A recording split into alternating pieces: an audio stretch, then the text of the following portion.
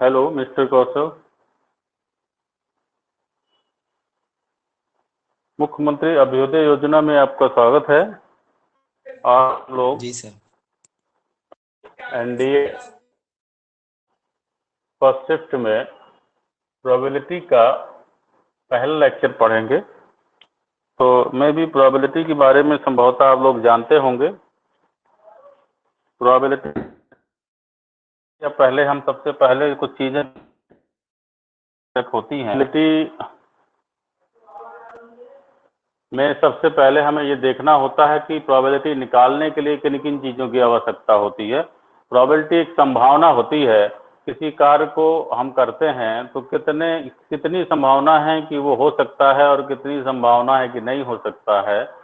तो इसके लिए प्रोबेबिलिटी का यूज करते हैं। तो प्रोबेबिलिटी निकालने के लिए मैंने जैसा कि बताया कि कुछ पहले से आपको कुछ डेफिनेशंस या कुछ जो इसके पहले प्रोबेबिलिटी में लगती हैं वो चीज़ों की आवश्यकता होती है।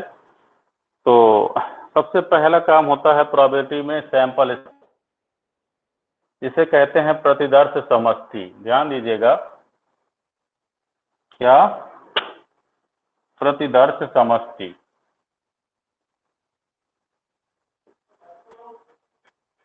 कौशल, आवाज आ रही है?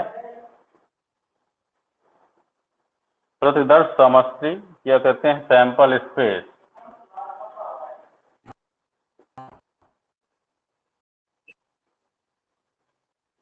हेलो,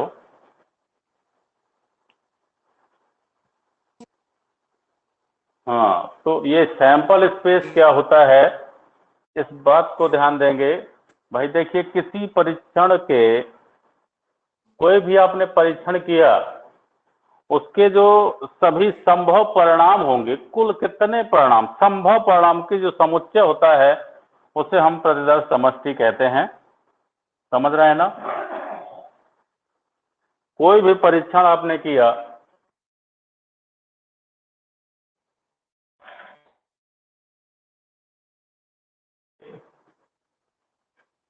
सभी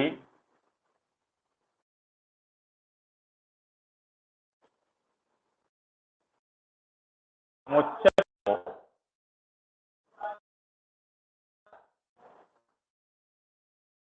समष्टि कहते हैं।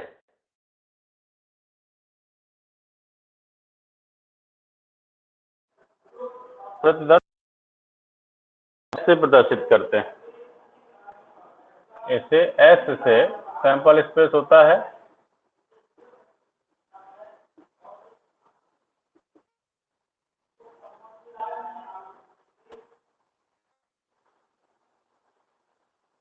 आवाज आ रही है?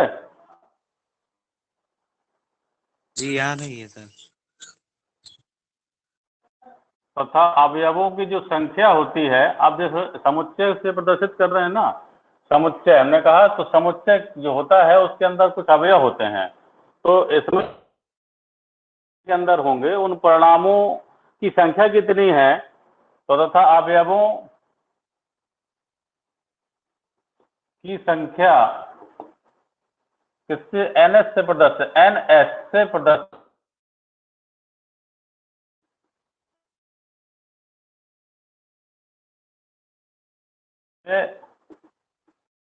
कि आपने सैंपल स्पेस फाइंड करना है। तो जैसे कोई परीक्षा, एक सिक्का आपका जो पहला ही है, एक सिक्का उछाला गया, ठीक है, तो इसका सैंपल स्पेस क्या होगा, प्रतिदर्श समष्टि बताइए। एक सिक्के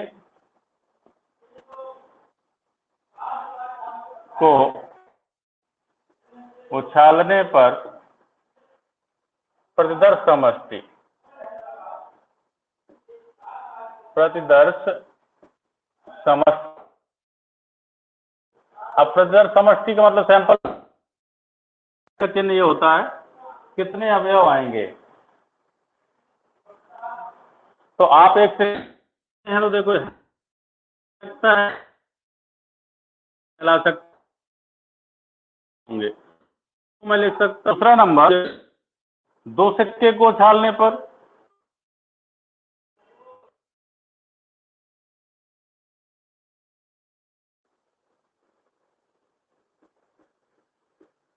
प्रतिदर्श समष्टि क्या होगा?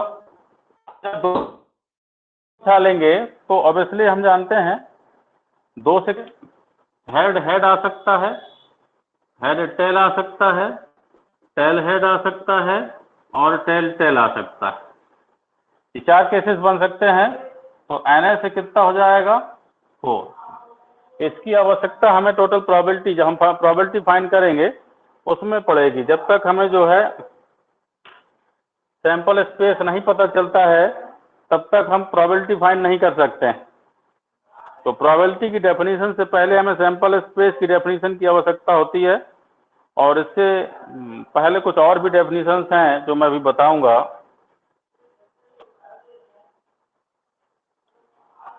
समझ रहे हैं बेटा?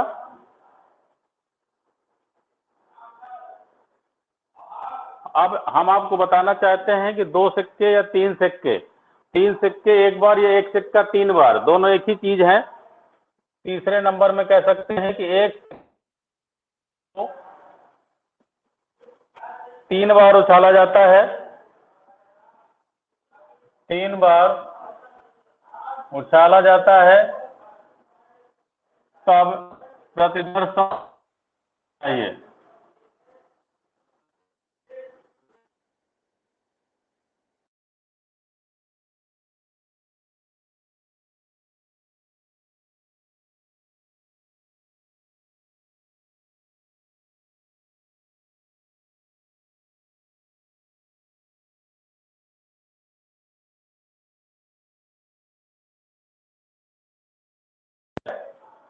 एच टी टी आ गया, टी एच टी आ गया, टी टी 1 2 3 4 5 6 7, 8वां आएगा एच हो चुका है, टी टी और टी। ये आपके जो है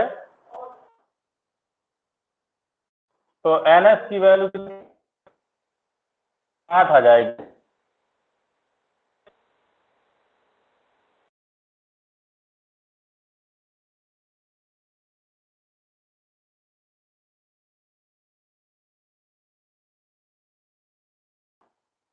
समझ रहे हैं ना? हाँ, जरा आवाज बीच बीच में आती रहे। देख रहा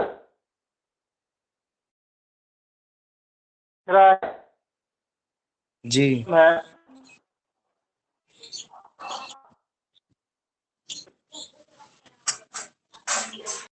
3 सिक्के उछालते 4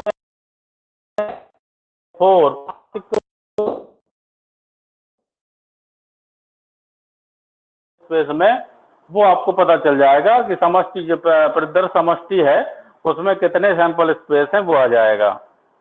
इसके बाद कभी कभी ये आ जाता है, मान लो आपको पासा उछाला तो 5 जान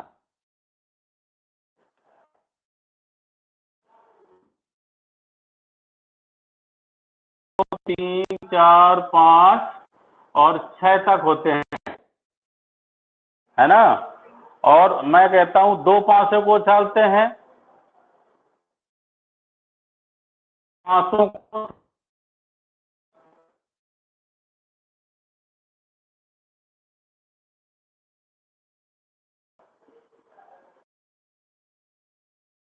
अब 2 पासों का हम तो 2 देंगे तो भाई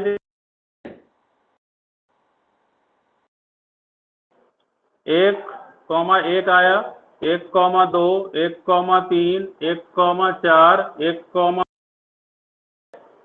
फिर 2,1 2,2 2,3 2,4 2,5 2,6। इस तरीके से आप कहाँ तक जाएंगे? 6,1 6,2 6,3 6,4 6,5 6,6 तक जाएगा। ये टोटल आपके सैंपल स्पेस होंगे। कब? जब 2 पासे उछालते हैं तो इसमें हमारा एनएस आएगा कितना? 6 की पावर 2 अर्थात 36 आएगा। 2 पासे तो 6 की पावर 2, 1 पासा तो 6 की पावर 1। ये सैंपल स्पेस बनेगा किसका? 500 के लिए। अब 500 और सिक्का साथ साथ उछाल दो तो क्या बनेगा भाई? नोट कर सकते हैं इसको? समझ में आ रहा है मिस्टर कौशल?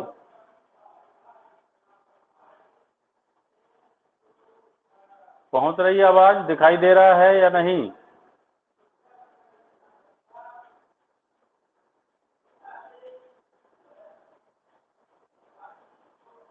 ये नेटवर्क की कमी के कारण, चलिए इसको नोट कर लीजिए आप लोग। इसके बाद हम एक प्रतिदर्श समष्टि, इस टाइप से बहुत सारे आते हैं। अब आप जैसे एक पांसे, एक सिक्का और एक पांसे को साथ साथ उछालने पर अगला नंबर हो जाएगा आपका कि एक सिक्का तथा एक पांसे को साथ साथ उछालने पर, अब साथ साथ उछालते हैं तो एस इसका बनेगा। सिक्का मान लो हेड आया तो 1 आ गया, H1, H2, H3, H4, H5, H6, ये आपके H हेड आया। और फिर मान लो टेल आ रहा है पहले में, तो H1 T1 हो जाएगा, T2 हो जाएगा, T3 हो जाएगा, T4 हो जाएगा, T5 हो जाएगा और T6 हो जाएगा। लेकिन इसमें पहले सिक्का उछालते हैं फिर पांसा उछालते हैं, तब इसका जो है एक सिक्का और एक पांसा, मतलब पहले सिक्का उछाला जाता है फिर पांसा उछाला जाता है, तो आपके NH कितने हो जाएंगे? 6 6 12 हो जाएंगे। समझ रहे हैं ना? तो ये आपका सैंपल स्पेस होता है। अब आप जो है सैंपल स्पेस में ही आप चलते हैं तो आप ताश में चलेंगे। ताश जानते हैं? ताश खेलना यहाँ पे थोड़ा सा सिखाया जाता है, क्योंकि यहाँ पे भी हम जो है पत्तों को लेकर के कुछ प्रोबेबिलिटी के क्वेश्चन होते हैं। तो हम सबसे पहले आपको ये बताएंगे कि पत्ते जो हैं वो कितने होते हैं। कितने लोग जानते हैं भाई? पत्ता जानते हैं खेलना? क्यों भाई? कौशल बताओ जरा, अनुज तिवारी, कोई भी बताए। हैं कितने ताश में कितने पत्ते होते हैं?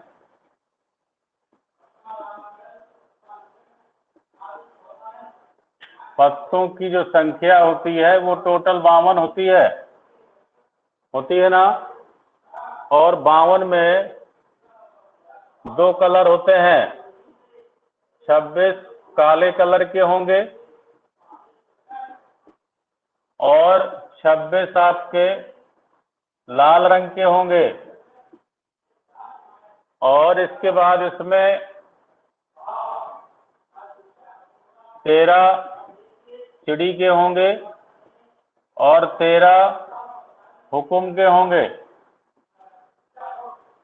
और लाल में भी 2 रहते हैं, 13 ईंट के रहते हैं और 13 पान के रहते हैं। अब चिड़ी में भी आपके 13 पत्ते जो होते हैं, हुकुम में 13 जो पत्ते हैं, उसमें मेन पत्ते मैं बता दूं कि एक इक्का रहता है, फेस कार्ड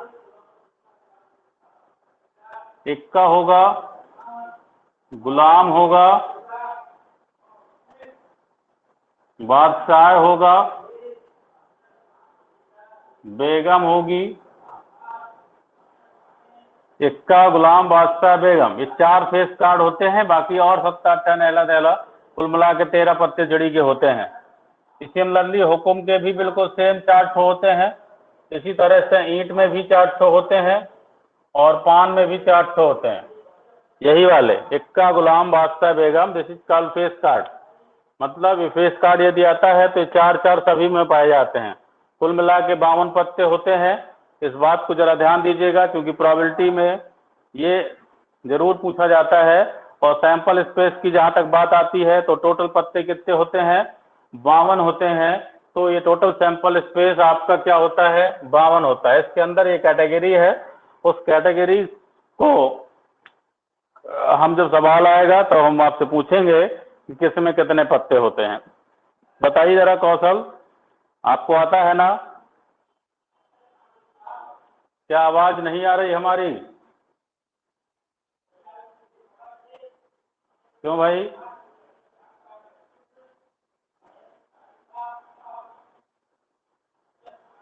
अच्छा ठीक है भाई, देखिए इसको आप कर लीजिए, जो लोग सुन पा रहे हैं।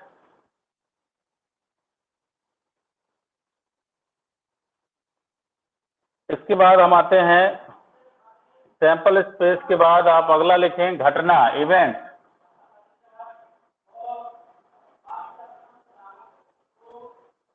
अब घटना क्या होती है? प्रदर्श समष्टि में जो कोई प्रदर्श समष्टि आपको बताया ऐसा है, इसका प्रत्येक उपसमुच्चय घटना कहलाता है, ये घटना कहलाती है। हम कह सकते हैं कि प्रतिदर्श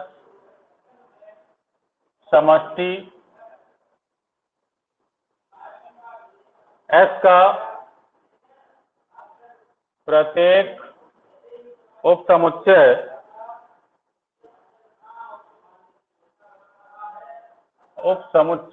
क्या होता है? घटना कहलाती है, घटना कहलाती है। इसे ई से प्रदर्शित करते हैं, ई से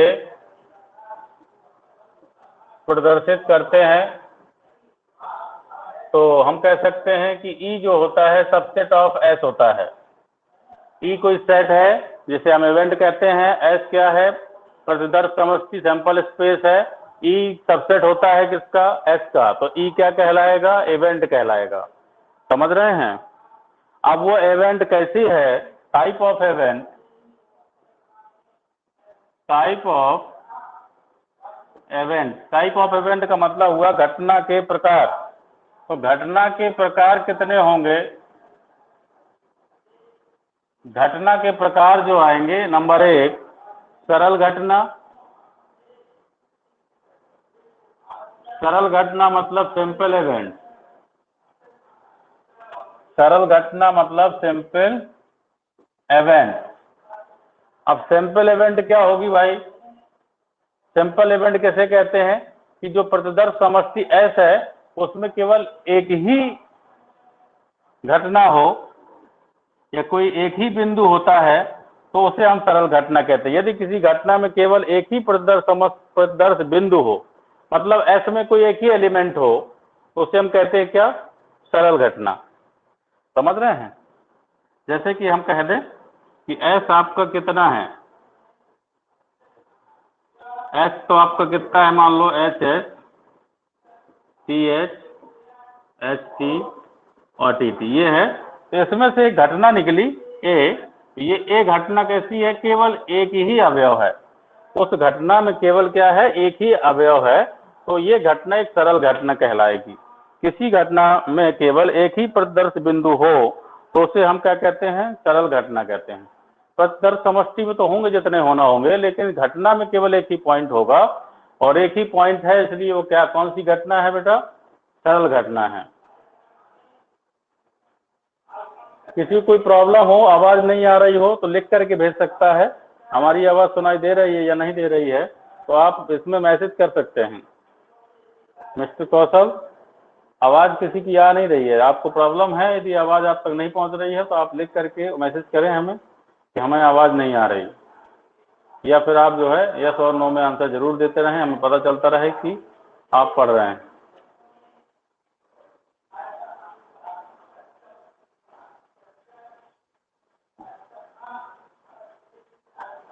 नेक्स्ट है आपका निश्चित तथा असंभव घटना। अब निश्चित घटना कौन सी होती है और असंभव मतलब ना घटने वाली घटना होती है। निश्चित तथा असंभव घटना, ये कैसी निश्चित घटना का मतलब होता है कि कोई घटना जो निश्चित घटे, ठीक है, तो उसमें कुछ ना कुछ फाई, एक असंभव घटना क्या होती है? फाई होती है। असंभव घटना ऐसी होती है जो फाई होता है। Phi is the subset of S. तो phi is called impossible event. और निश्चित घटना इसका जस्ट उल्टा, हम कह सकते हैं कि यदि कोई घटना नहीं घटेगी तो उसका उल्टा क्या होगा, निश्चित घटेगी।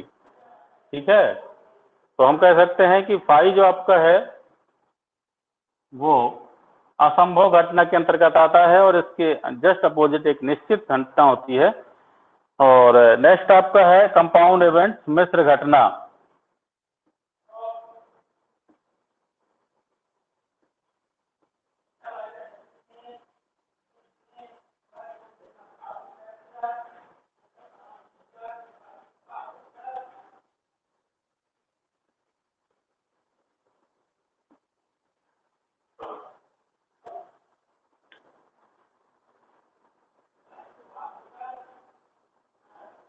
हेलो, आवाज आ रही है?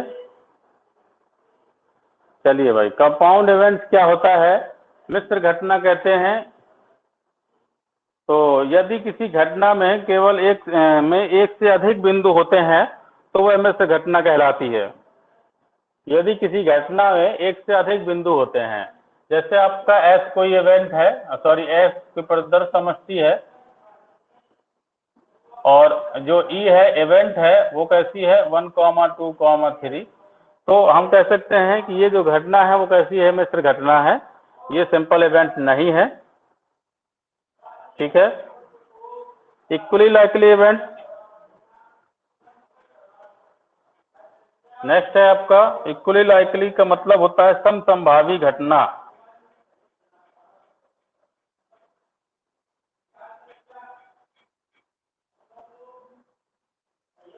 समसंभावी घटना, तो समसंभावी घटना को हम इक्वली लाइकली इवेंट्स कहते हैं।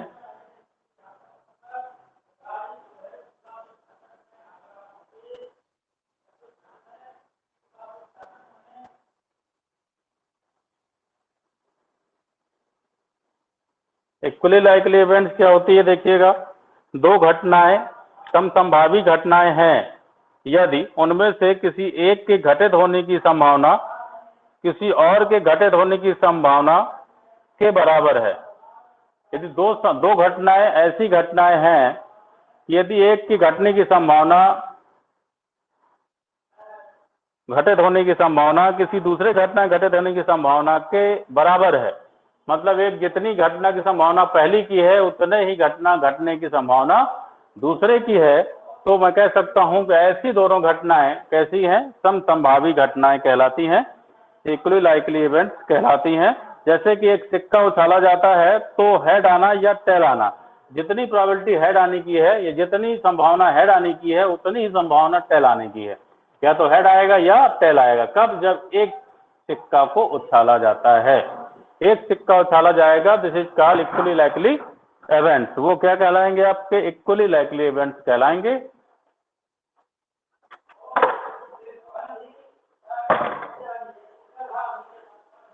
समझ रहे हैं ना, तो इक्वली लाइकली इवेंट्स हो गया। इसके बाद आपका आता है बहुत इंपॉर्टेंट म्यूचुअली एक्सक्लूसिव इवेंट्स, मतलब परस्पर अपवर्जी घटनाएं।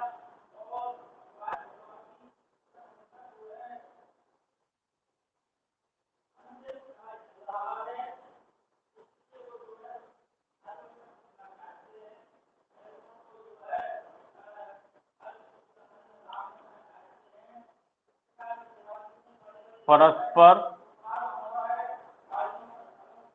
अपवर्जी घटनाएं, इन्हीं को कहते हैं mutually exclusive event. Mutually exclusive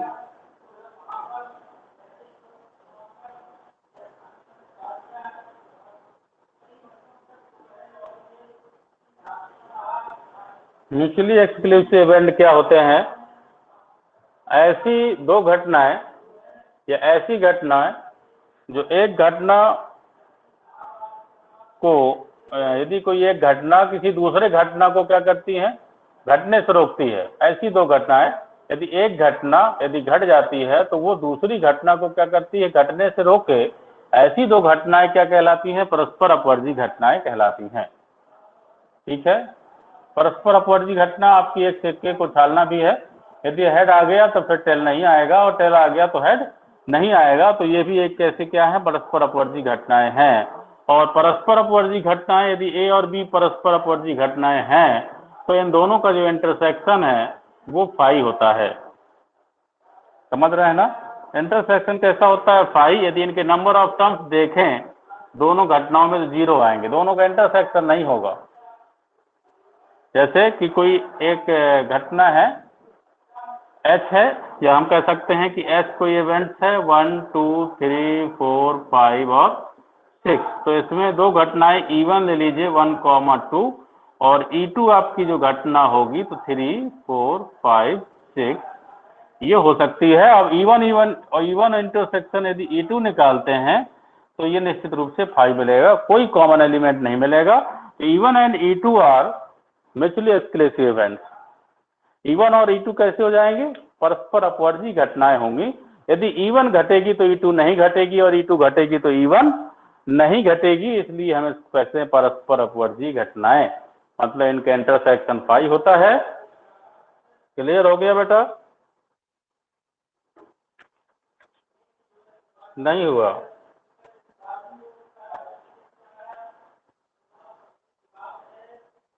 अब आता है, हम चलिए आते हैं प्रोबेबिलिटी ऑफ एन इवेंट, प्रायिकता। किसी घटना की प्रायिकता। अब आती है बात प्रायिकता की, मतलब प्रोबेबिलिटी की। तो प्रायिकता क्या होती है? प्रायिकता किसे कहते हैं? अभी हम सैंपल स्पेस पढ़ रहे थे और टाइप की इवेंट्स पढ़ रहे थे, अलग अलग टाइप की। जो तो हम ये देखते हैं कि आपका प्रायिकता होती है किसी घटना के अनुकूल परिणामों की संख्या। कोई घटना घटती तो अनुकूल परिणाम कितने आते हैं और कुल परिणाम कितने होते हैं। तो प्रायिकता बराबर होता है अनुकूल परिणामों की संख्या, अनुकूल परिणामों की संख्या बटे कुल परिणामों की संख्या। कुल परिणामों की संख्या आपका सैंपल स्पेस होता है, और अनुकूल परिणामों की संख्या कोई एक इवेंट होती है। इसको हम प्रायिकता को PE से प्रदर्शित करते हैं, और अनुकूल घटनाओं को NE से, और NS से कुल परिणाम मतलब प्रतिदर्श समष्टि होती है। ये E कोई इवेंट होती है, उसका नंबर NE हो जाएगा। S एक सैंपल स्पेस होता है, उसका NS कर देंगे तो नंबर ऑफ टर्म्स आ जाएंगे। और PE मतलब E की, इवेंट की क्या होती है? प्रोबेबिलिटी होती है। इसको डिनोट करते हैं। और P हमेशा, P always, PE always is greater than equal 0 और लेस देन इक्वल 1 ही होता है, क्योंकि प्रोबेबिलिटी कभी भी 0 और 1 से ज़्यादा नहीं हो सकती है। जो लोग कहते हैं कि 100% से ज़्यादा, तो 100% ज़्यादा कुछ होता नहीं है, केवल 100% तक ही होता है। समझ रहे हैं?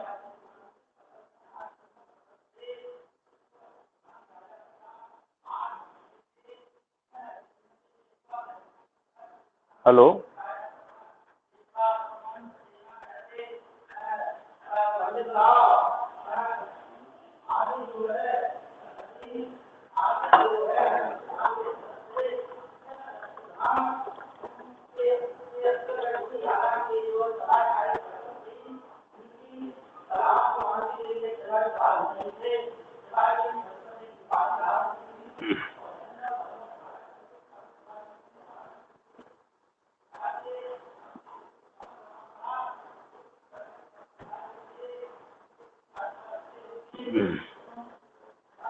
यहाँ तक हो गया?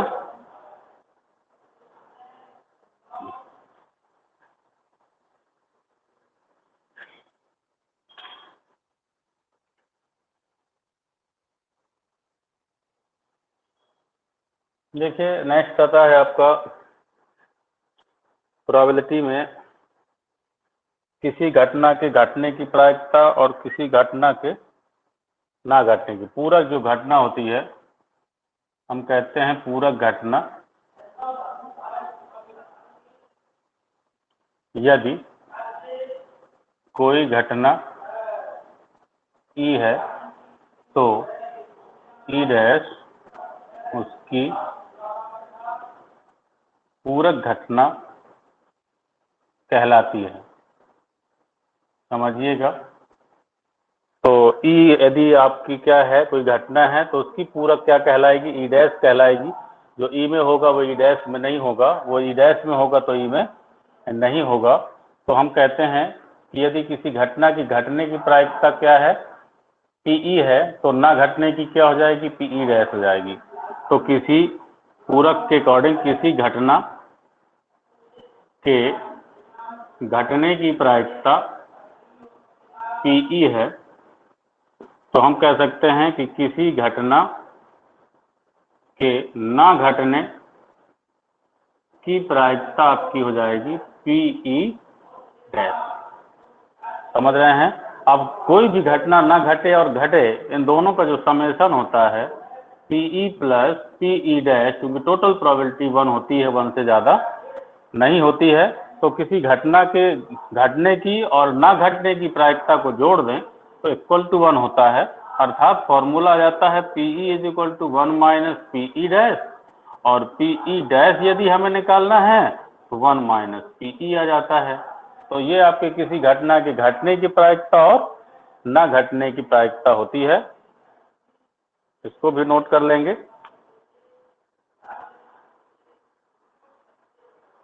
ये आपका नेटवर्क काम नहीं कर रहा क्या?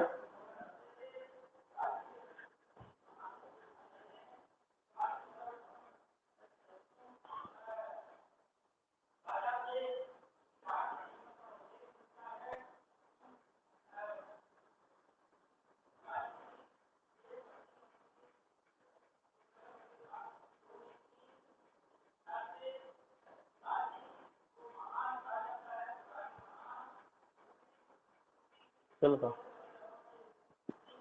हो गया बेटा? ठीक है।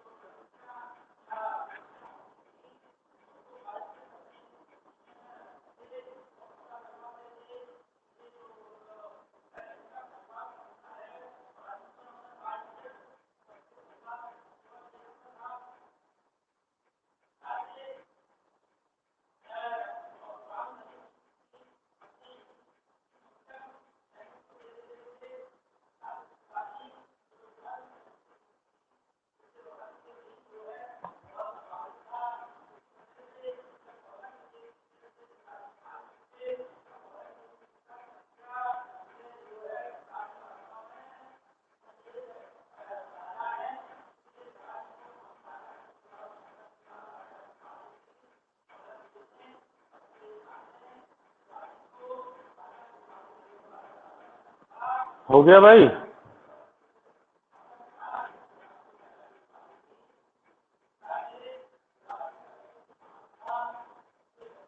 तो किसी निश्चित घटना की प्रायिकता 1 होती है और किसी असंभव घटना की प्रायिकता 0 होती है, और इसके बीच में ही प्रायिकताएं होती हैं।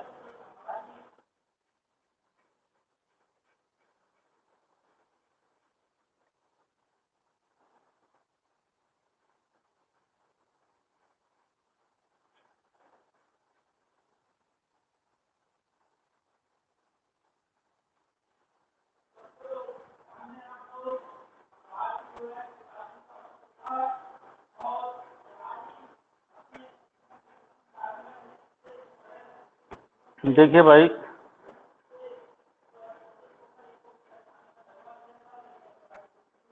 यहाँ पर अब हम कुछ सवाल लेते हैं। हम कहते हैं कि 2 पासों को प्रक्षेप्त किया जाता है। क्वेश्चन है, 2 पासों को प्रक्षेप्त किया जाता है।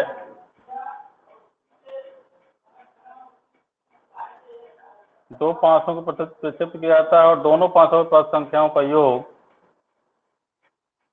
दोनों पासों पर प्राप्त संख्याओं का योग लिखा जाता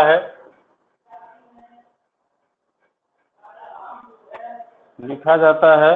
तो निम्नलिखित जो घटनाएं हैं उनमें से कौन परस्पर अपवर्जी घटना है, ये देखना आपको कौन सी घटना परस्पर अपवर्जी है।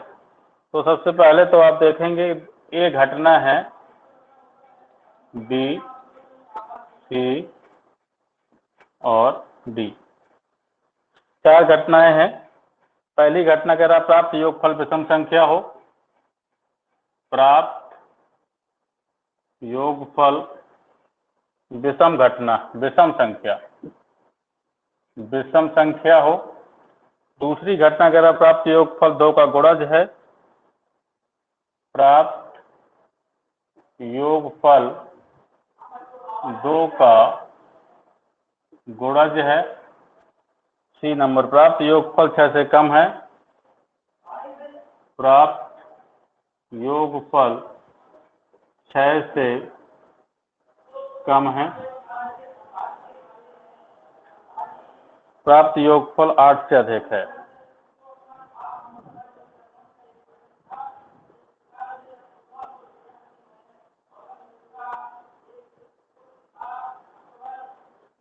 समझ रहे हैं ना? ये है। अब आपका 2 पांचों को प्रक्षिप्त किया जाता है, तो हम ये लेते हैं 2 प्रतिदर्श समष्टि क्या होगा? प्रतिदर्श समष्टि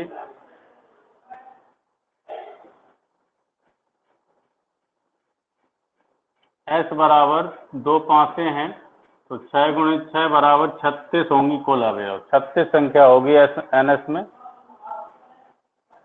अब वो एक घटना कैसी होगी, पहले आप उसको लिखेंगे। कह रहा है योगफल विषम संख्याएं, तो योगफल विषम संख्या तो 1 2 3 होता है।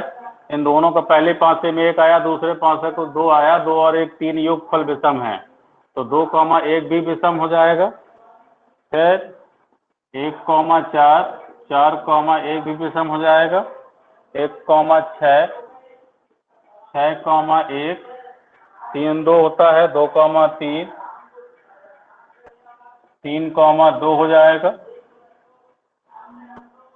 फिर 2, 5, 2, 7,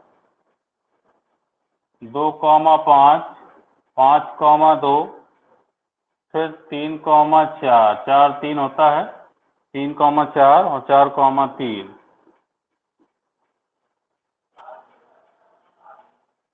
और हो सकता है भाई 5 2 हो गया। 5 2 7 होता है। 4 3 7 होता है। 2 2 4 नहीं लेंगे। 3 3 6 नहीं लेंगे। 5 5 10 नहीं लेंगे।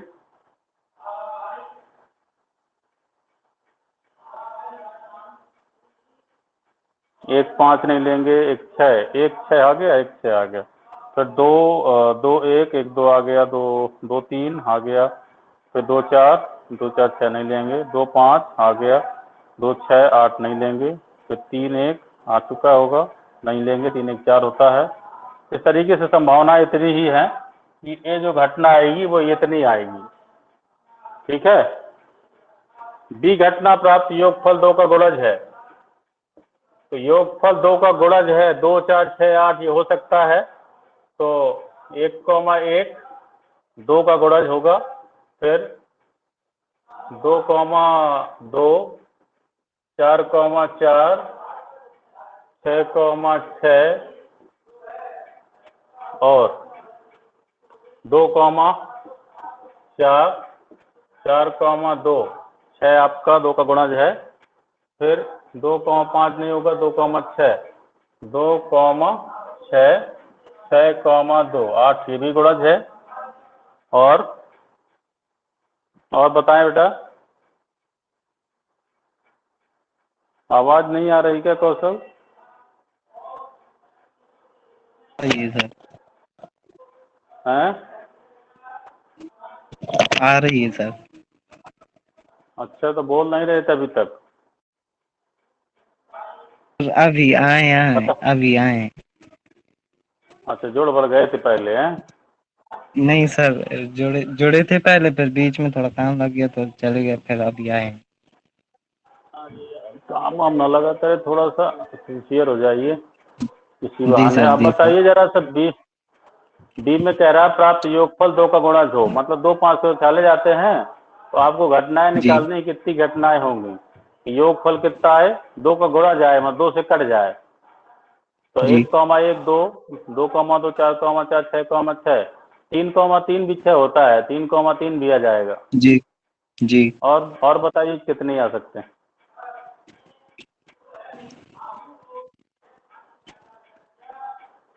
3,2 सर। 3 2 नहीं 5 नहीं होता सर। है। जी सर, जी सर।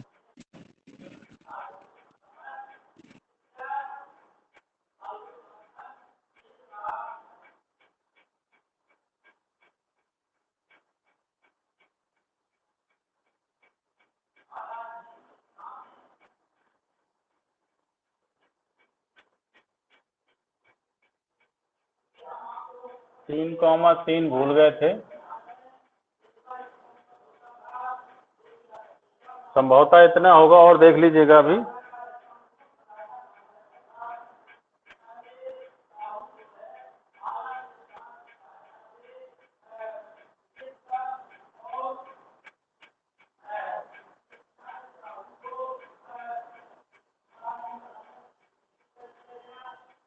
तीन कॉमा पाँच, 5,3,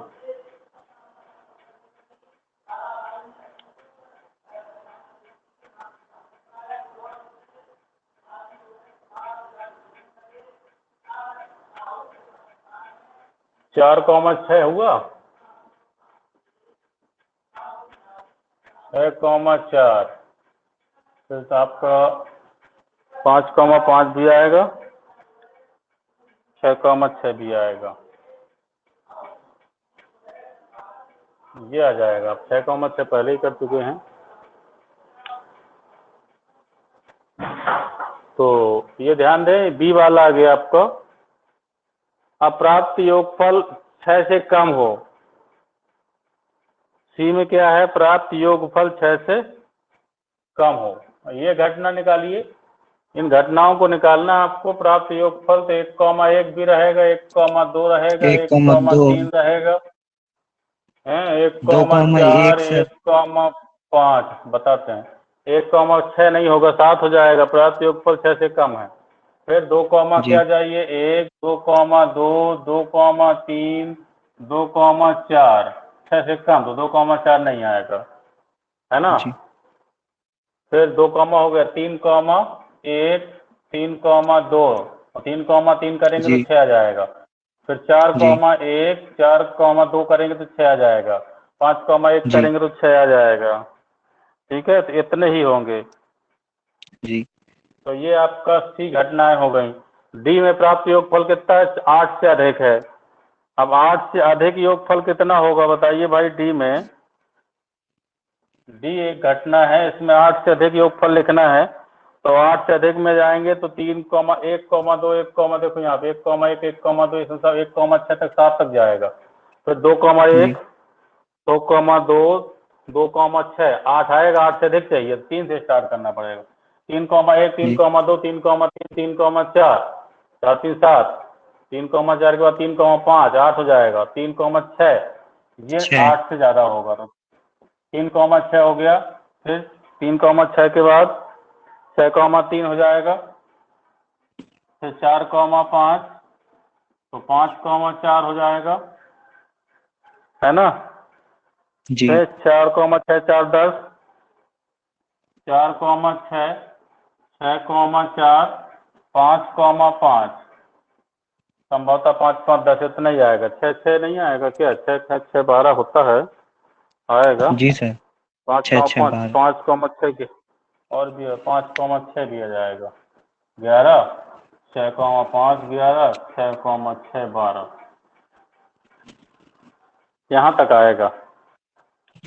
जी ठीक है ना। अच्छा, अब इसमें उसने कहा जी है कि बताइए कौन सी घटनाएं जो है कैसी हैं, परस्पर अपवर्जी घटना है।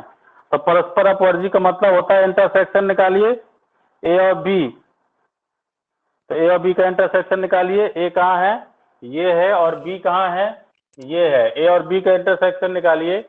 ए बी में एक एक उसमें है, दो दो है क्या इसमें? नहीं है। उसमें है चार चार छः छः, तीन तीन नहीं है।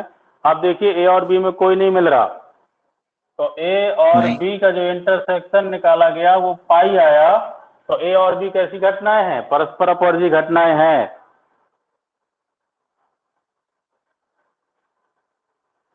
नहीं समझ में आया? ए और आया डी में समझ। देखिए आप, A intersection D B phi आएगा। चेक करिए आप लोग कौन कौन सी परस्पर अपवर्जी घटनाएं हो रही हैं। जो परस्पर अपवर्जी घटनाएं हैं उनको नोट कर देना है।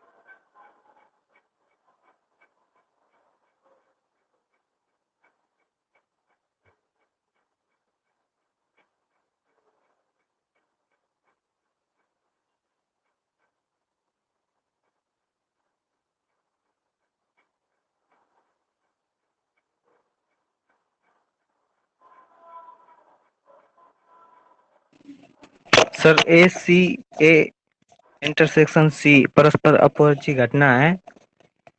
ए और सी का इंटरसेक्शन क्या आ रहा है? फाई आ रहा है? नहीं सर। नहीं आएगा ना। जब फाई नहीं आएगा तो परस्पर अपवर्जी नहीं है। जिनका नहीं है। इंटरसेक्शन फाई है मतलब जिनमें कोई एलिमेंट कॉमन ना हो, वो क्या जी कहलाएंगे? सर। परस्पर अपवर्जी। ए और सी दोनों परस्पर अपवर्जी घटनाएं नहीं हैं। बी और डी जी। परस्पर अपवर्जी होंगी, बी और सी जी। परस्पर अपवर्जी हैं। ये बी और सी का इंटरसेक्शन देखना तो फाई मिलेगा, बी और डी का इंटरसेक्शन देखना तो भी फाई मिलेगा। तो हम ये देखते हैं जी। कि बी और डी इंटरसेक्शन फाई है तो परस्पर अपवर्जी हैं। जिनमें जिनमें इंटरसेक्शन फाई मिलता है वो परस्पर अपवर्जी जी। घटनाएं कहलाती हैं, अदरवाइज नहीं कहलाती हैं। नहीं करना। ठीक है। जी सर।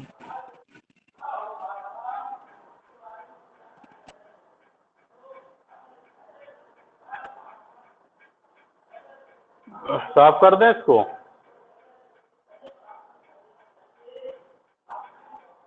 जी।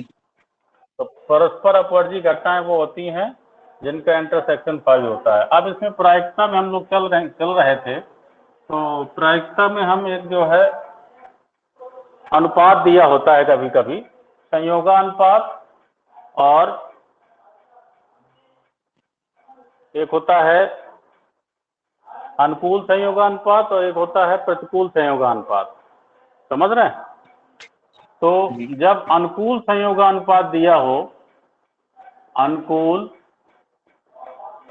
संयोगानुपात ए अनुपात बी है, समझिएगा। अनुकूल कैसा? अनुकूल संयोगानुपात दिया है तो किसी घटना के घटने की प्रायिकता क्या होगी? यहाँ लिखेंगे किसी घटना के घटने की प्रायिकता बराबर होती है ए बटे ए प्लस बी। समझिएगा, अनुकूल है तो पहला पद अनुपात में और बटे दोनों का योग। ठीक है। और किसी घटना के ना घटने की प्रायिकता बी बटे ए प्लस बी आ जाएगा। अब जब आपका अनुकूल की जगह प्रतिकूल संयोगानुपात दिया हो,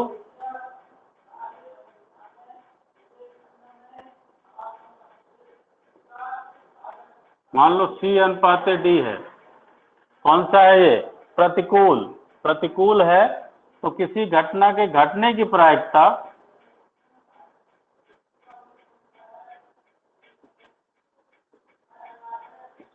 घटने की प्रायिकता दूसरा वाला अनुपात लेंगे D/C+D, और ना घटने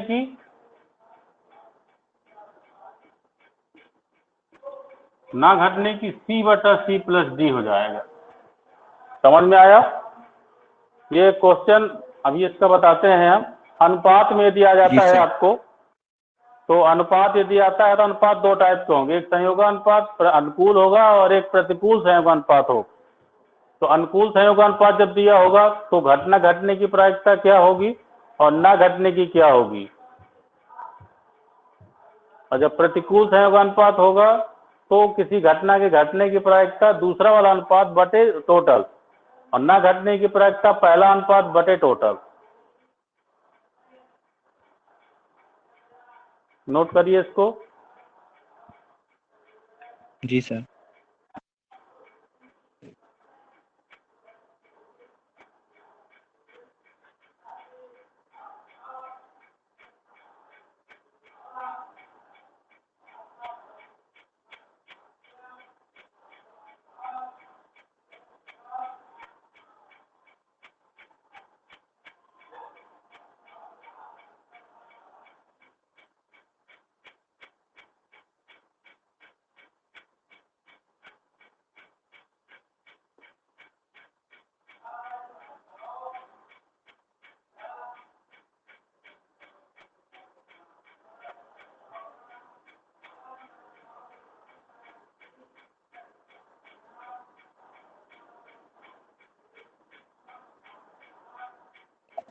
हो गया सर।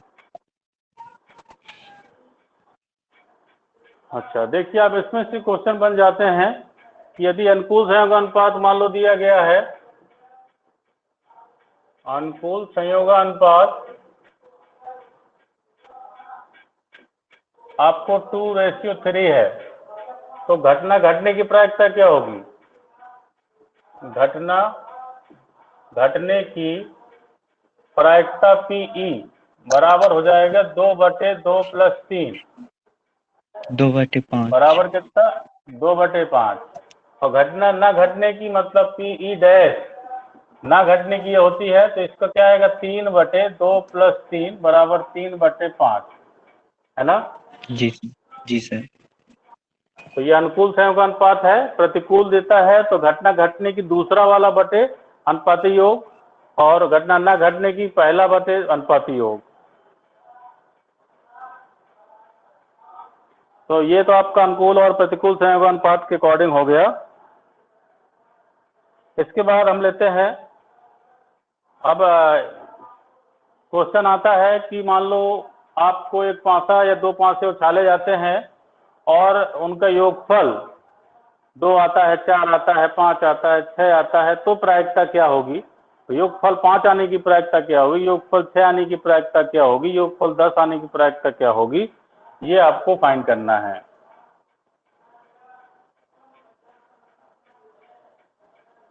ये स्टार्टिंग लेवल, अभी स्टार्टिंग से ही बाहर हैं हम प्रोबेबिलिटी। तो यहाँ लिखते हैं क्वेश्चन, दो पासों को प्रक्षेप्त करने पर, दो पासों को प्रक्षेप्त किया जाता है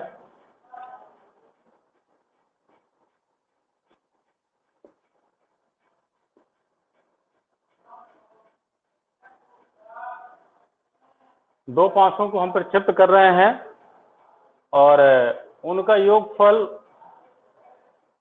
कितना, 5 आए या 6 आए,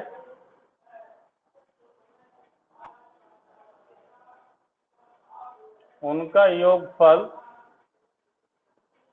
6 आने की प्रायिकता बताएं। अब उनका योगफल 6 आई, इसकी प्रायिकता क्या होगी?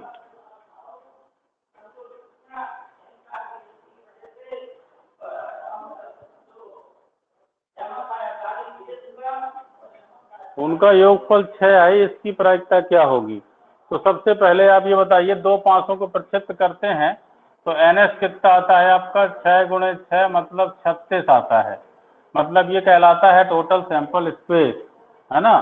आप कह रहा 6 योगफल आने की, तो घटना ए ई है कि योगफल कितना है 6, योगफल 6 आने की घटना, ये कोई घटना ई है, तो ई में 6 योगफल आए तो 2,4, 4,2, 3,3 और बेटा क्या हो सकता है 1,5, 5,1, 5,1, 5,1 और कोई हो सकता है 2,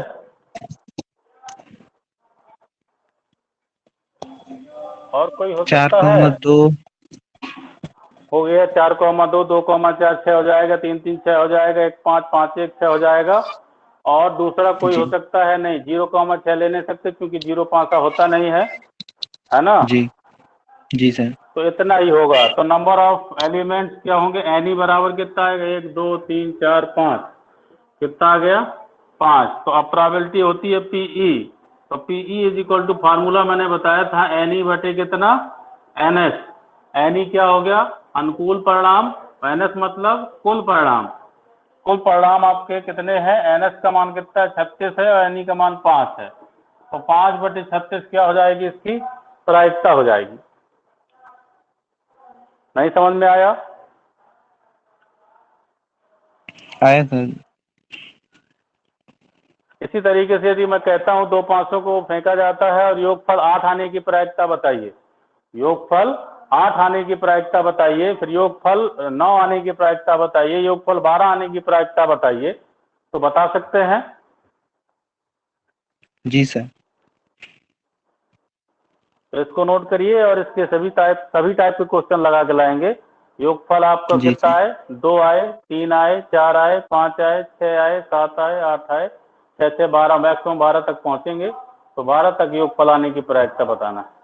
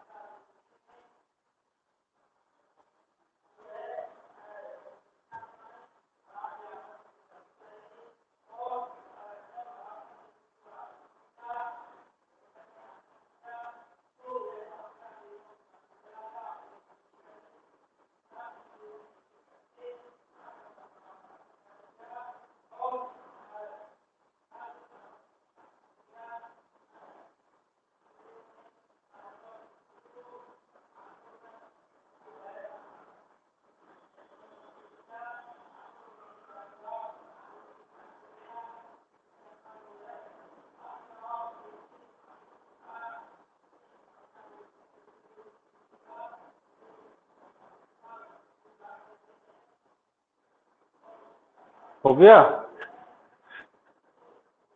जी तो सर। बेटा ये आपका हो गया, इस टाइप के क्वेश्चन आप लगा के लाएंगे।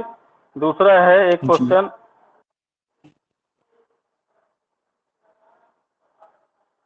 यदि किसी लीप वर्ष में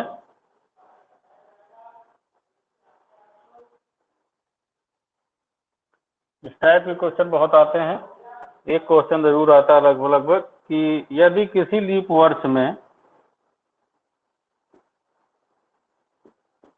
यदि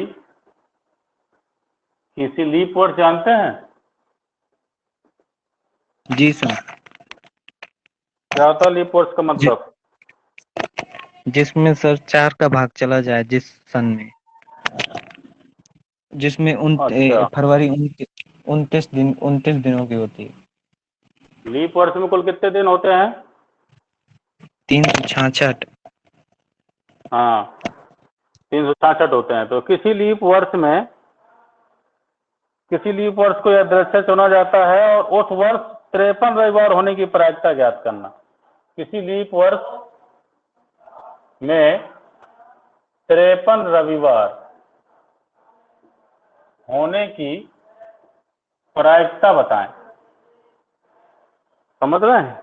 किसी लीप वर्ष में कितने 53 रविवार हो, इसकी प्रायिकता बताना है। तो सॉल्यूशन होगा, जानते हैं नहीं जानते हैं? लीप वर्ष में कितने दिन होते हैं?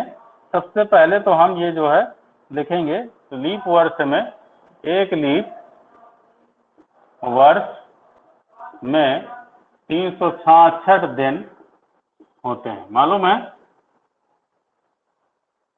अच्छा देखिए, 366 दिन हो जी। गए। रविवार कितने दिन बाद मिलता है? हर 7 डेज बाद रविवार मिल जाता है। तो हम देखते हैं कि 7 का भाग दे देते हैं 366 में, तो कितने रविवार मिल जाएंगे? 3 से भाग तो 7 से, तो 7 पना 35, 1 6 आ जाएगा, 7 दूनी 14, 2 आ जाएगा। क्यों बेटा? जी सर। तो अब ये आपको बताना है कि कितने रविवार, 52 रविवार तो पूर्ण हो गए, है ना? जी। 2 शेष बचता है। जी। ये तो आपके पूरे पूरे रविवार बन गए, है ना? जी सर। तो अब शेष कितने दिन बचे? 2 दिन। 2 दिन। अब उन 2 दिनों में किस किस दिन रविवार पड़ेगा और टोटल कितनी घटनाएं होंगी? देखिए, अब जो आपकी कुल घटनाएं हो सकती हैं, कुल घटनाएं मतलब सैंपल स्पेस पे आते हैं, तो कुल घटनाएं आपकी हो सकती हैं, पहला नंबर कि मान लो पहले दिन रविवार हो जाए और दूसरे दिन सोमवार हो जाए। क्यों? क्योंकि 2 दिन बचे हैं ना शेष, तो 52 तो कंप्लीट हो चुके, ये तो आपके रविवार हो गए। 53 रविवार आपको चाहिए, एक रविवार और मिल जाए तो आपके 53 रविवार कंप्लीट हो जाएंगे ना? तो अब एक दिन लेने के लिए 2 दिन बच रहे हैं, 2 दिन शेष हैं। कितने दिन शेष हैं? 2 दिन। ठीक है, तो 2 2 दिन दिन। बचे, तो जी। मान लो रविवार सोमवार बचा। दूसरा नंबर है कि सोमवार बचा और मंगल बचा। तीसरा नंबर मंगल बचा और बुध बचा। चौथा नंबर बुध बचा और गुरुवार बचा। पांचवा नंबर गुरुवार बचा, शुक्रवार बचा। छठवां नंबर शुक्रवार बचा, शनि बचा। सातवां नंबर शनिवार बचा और रविवार बचा। तो हम ये देख रहे हैं कि कुल घटनाएं कितनी हो रही हैं? 7 घटनाएं घट रही हैं ऐसी। शेष 2 दिन जो बच रहे हैं उनके लिए कितनी घटनाएं घट रही हैं? 7 घटनाएं। और किन्हीं 2 में रविवार मिल रहा है, एक इस घटना में रविवार मिल रहा है, एक इस घटना में रविवार मिल रहा है। तो जो प्रायिकता होगी, तो प्रायिकता अनुकूल घटनाएं कितनी हैं? देखो 2, और कुल घटनाएं कितनी हैं? 7। तो प्रायिकता क्या जाएगी? 2/7 आंसर हो जाएगा।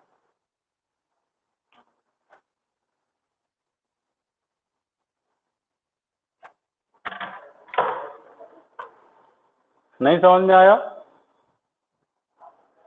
आए सर।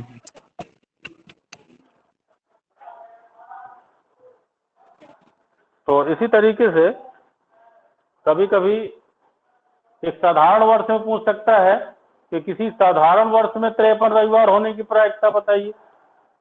अब साधारण वर्ष में कितने दिन होते हैं? 365 होते हैं, नहीं होते? जी सर।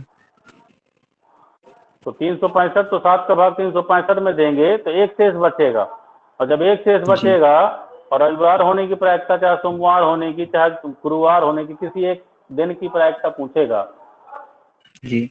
है ना? तो तो फिर सर एक उसमें शेष बचेगा। जी, तो 1/7 हाँ, आएगा सर 1/7, उसमें से?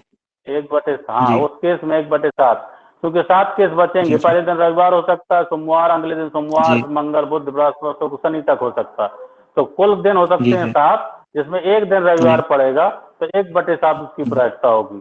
और लीप वर्ष में 2 शेष बचता है, तो 2/7 प्रायिकता होती है। ये 7 कहाँ से आया, जी। समझ में आ गया होगा? जी ठीक सर। है, तो इस तरह के जी। क्वेश्चन भी आपको करने हैं। और अभी रिलेशन मैंने बताया था, ताश से संबंधित ताशों की जानकारी आपको है या नहीं है? तो यदि नहीं है तो उसको कर ले, मैं बता चुका हूँ, अभी देख लीजिएगा, शायद रिकॉर्डिंग में होगा। तो ताशों से संबंधित भी क्वेश्चन आपसे पूछे जाएंगे या बताए जाएंगे जी। कि ठीक है। और इसके बाद फिर कंडीशनल प्रोबेबिलिटी, कंडीशन से रिलेटेड प्रोबेबिलिटी बताई जाएगी। तो अभी आपको एकदम बेसिक प्रोबेबिलिटी बताई जा रही है कि आप प्रोबेबिलिटी कैसे निकालते हैं, है ना। जी सर। तो ताशों का ज्ञान है आप लोगों को? एक ताश में कितने पत्ते होते हैं, ताश के एक गड्ढे में? सर ताश मालूम नहीं था। बिल्कुल नहीं पता? सर तो आप 52 रिकॉर्डिंग होते में हैं क्या? देखिएगा। हाँ, 52 होते हैं, ये अच्छा। मैंने बताया है। 52 पत्ते होते हैं। 52 में से फिर आते हैं, वैरायटी आती है कि दो टाइप के कलर, एक ब्लैक है एक रेड होता है। ब्लैक में जी और रेड में 26-26 पत्ते हो जाएंगे, आधे आधे, है जी ना। जी तो और इसके बाद फिर उसमें भी डिवाइड होता है। चिड़ी और हुकुम काले काले होते हैं, और जी ईंट और पान ये रेड वाले होते हैं। ये आप जी लोग देख करके आइएगा। कल हम पत्तों से संबंधित आपको, कल का मतलब जी नेक्स्ट सर। मंडे, जी क्योंकि सर। आज तक ही है प्रोबेबिलिटी, शायद संभवतः नेक्स्ट पीरियड प्रोबेबिलिटी का ही मंडे को फिर से लगेगा। ये पहला जी सर। पीरियड था आपका। प्रोबेबिलिटी एक पीरियड में नहीं खत्म हो सकती है, ठीक है। तो जी आपको जो है जी नेक्स्ट फिर से मंडे में हम फिर मिलते हैं प्रोबेबिलिटी के साथ।